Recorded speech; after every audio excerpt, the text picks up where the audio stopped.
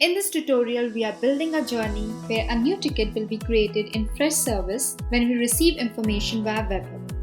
So let's build this journey. Select HTTP as a trigger, then choose New Request on HTTP link as a trigger event. Provide the Webhook name. You will get a Webhook link. Go ahead to complete the setup. Now select HTTP method as post. Then we have to add request parameters so our webhook can capture appropriate data. Now in steps, we have to create a ticket in Freshservice. For that, select Freshservice. Next, choose Create Ticket as an action.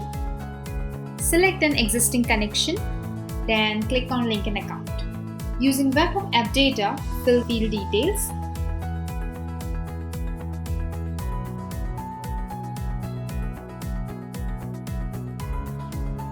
Now go back to trigger. To set our webhook, copy the URL, then paste it in our standard HTML form. Then save it as an HTML file in form action. Then open it using the browser. Whenever we submit details via this form, Webhook will capture the details. We are ready with our journey. Click on Save Changes and Start Journey. Now enter the details and submit the form.